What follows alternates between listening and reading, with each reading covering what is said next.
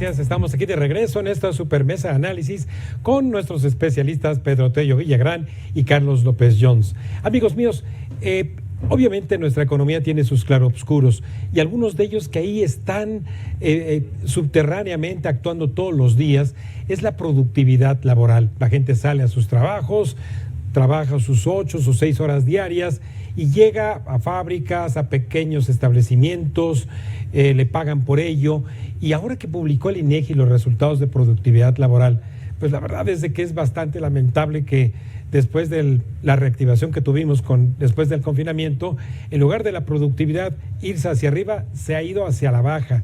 ¿Qué ves en este escrutinio acerca de horas trabajadas, de productividad, mi querido Pedro? Bueno, es evidente que la productividad es a la economía, o es tan importante para la actividad económica de un país como lo es la inversión productiva. Lo que es un hecho es que, revisando los datos que dan cuenta de la productividad laboral en nuestro país, hay una tendencia perfectamente distinguible a la baja en el indicador general de la productividad, pero particularmente hay una caída, lo quiero subrayar porque esto es algo que a mí personalmente me llama mucho la atención. Hay una caída en el indicador de productividad laboral del sector manufacturero o del sector industrial de nuestro país.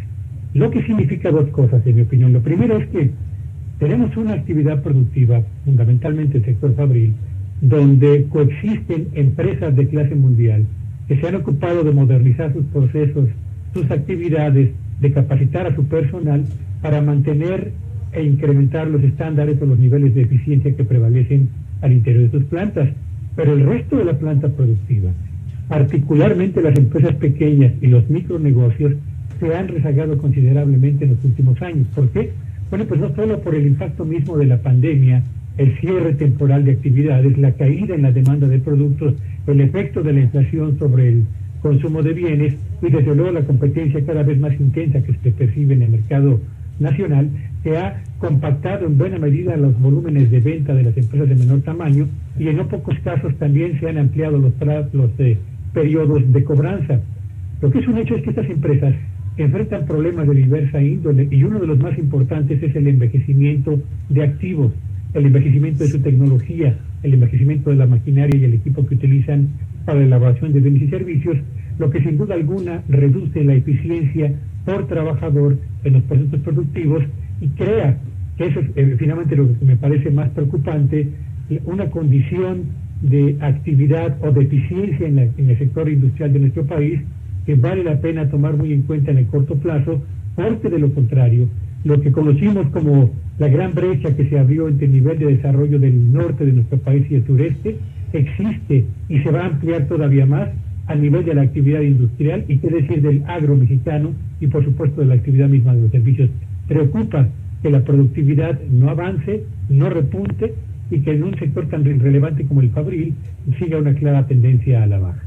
Sí, mi querido Carlos, tú has sido muy agudo en tus redes sociales en también sumar a que la falta de productividad que se incremente tiene que ver también con una política salarial no muy clara con respecto a orientar justamente la productividad. Bueno, es que hay un tema que no nos gusta tocar y es ¿qué queremos? No tenemos planes hacia dónde vamos.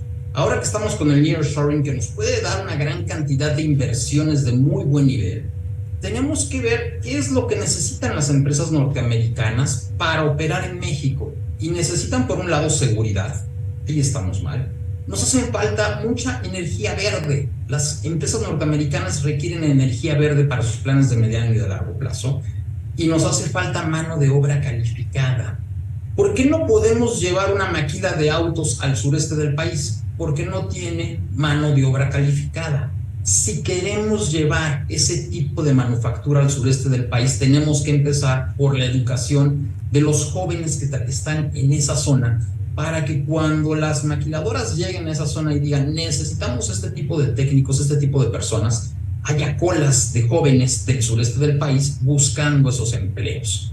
En este momento, lo que llamamos el índice de complejidad manufacturera es alto en el norte del país, también es alto en el Bajío, pero sigue siendo bajo en el sureste. Entonces, tenemos que trabajar con políticas públicas que nos permitan atraer buenos empleos a México, y para eso la educación de calidad es fundamental. Vaya, mi querido Pedro, los tiempos evidentemente dan para evaluar no solamente a mitad del camino aún la gestión pública, la gestión de las políticas públicas, sino también ya cuando se va terminando el tiempo, hay sexenios en los cuales ocurren algunos colapsos, no necesariamente en nuestra economía, ya desde hace algunos sexenios no ocurre. Incluso el actual gobierno, Andrés Manuel López Obrador, dijo que estaba recibiendo un país relativamente estable en lo económico, etcétera. Pero ahora se adelantó un poco el subsecretario de Hacienda a decir que van a hacer una entrega tersa. ¿Qué quiere decir con eso? Lo que sea que quiera indicarnos el señor secretario de Hacienda y Crédito Público, la verdad es que esa frase no parece corresponder plenamente con la realidad que define el presente y que condiciona el futuro inmediato de la actividad económica de nuestro país. Es cierto, no hay en este momento condiciones que puedan ponernos a pensar que las finanzas públicas son una bomba de tiempo que va a estallar a finales de este sexenio. Tampoco hay razón para suponer que en las cuentas de México con el exterior existe un peligro potencial que en el corto plazo pueda llevarnos a un tropiezo en materia económica. No hay tampoco condiciones para suponer que tendremos una recesión profunda en el corto plazo. Es cierto, habrá una transición sexenal en materia económica con un país que estará creciendo moderada y diría yo pírricamente respecto a sus propias potencialidades, sin una crisis, sin una recesión y sin indicadores que nos pongan en peligro en el corto plazo. Pero también lo es, y lo es en mucha mayor medida, que estamos frente a un sexenio en el que durante los 6 años del mismo, aún no hemos llegado al último año, pero es un hecho que durante los 6 años de esta administración habremos tenido una economía cuyo ritmo de crecimiento se ubicó en cada uno de los 6 años por abajo del crecimiento de la inflación.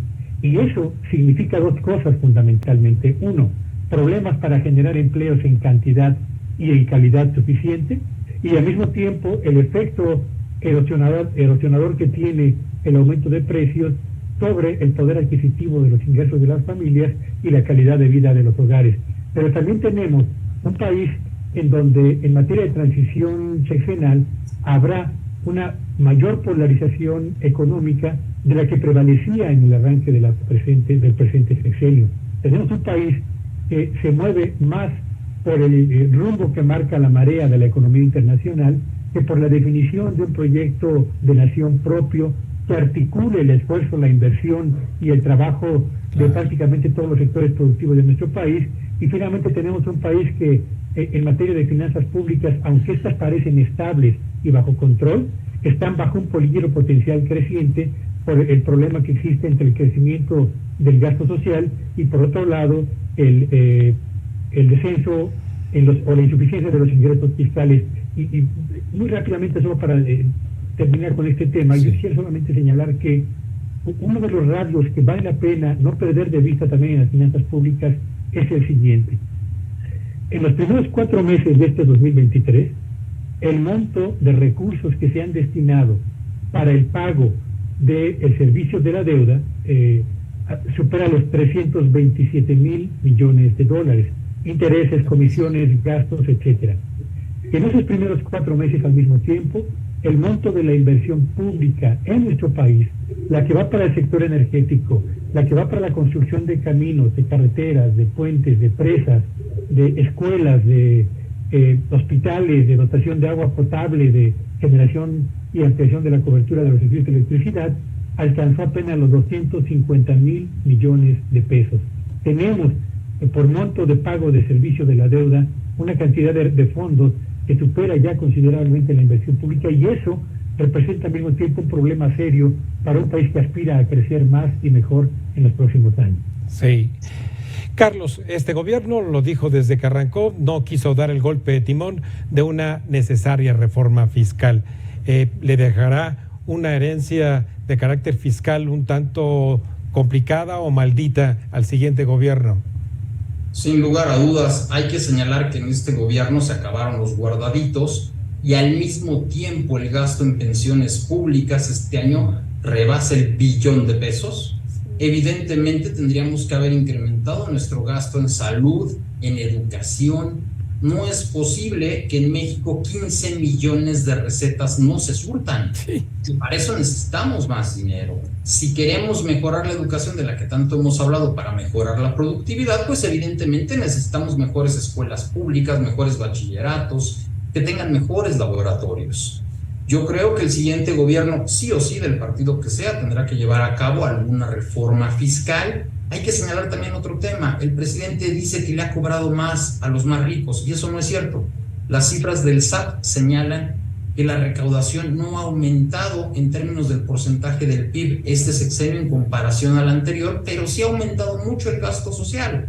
Por eso es que este año vamos a incrementar nuestra deuda pública en 1.2 billones de pesos, millones de pesos, y estamos llevando la deuda entre el PIB al 50%. Llevarla un poco más encima de eso nos va a quitar el grado de inversión, elevaría mucho nuestros costos financieros y sería un lastre muy pesado para el crecimiento futuro de México. El objetivo es, para el próximo gobierno, sí o sí, obtener más ingresos en un momento en el que también te puedo decir otra cosa. Sí. Hacia la segunda mitad del próximo sexenio, el precio del petróleo probablemente se va a desplomar. Entonces, más le vale a quien quiera ser candidato a presidente para el próximo sexenio que diga, ni modo, voy a tener que cargar con el costo político de aumentar impuestos para que las finanzas públicas de México sean viables hacia 2030.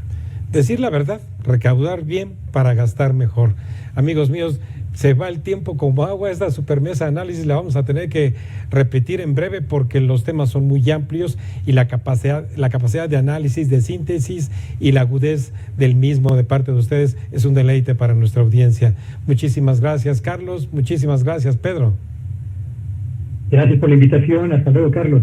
Hasta luego, Pedro. Como siempre, un honor estar con ustedes. Buenas noches, amigos míos. Muy agradecido. Pues ahí lo tiene, el mejor análisis en Cuentas Claras con dos reconocidos especialistas y colaboradores de este espacio Cuentas Claras. Antes de ir un breve corte, les recuerdo nuestras redes sociales de la Agencia Mexiquense de Noticias para que nos sigan en Facebook y en Twitter, @AMX Noticias y @Raimundo Tenorio.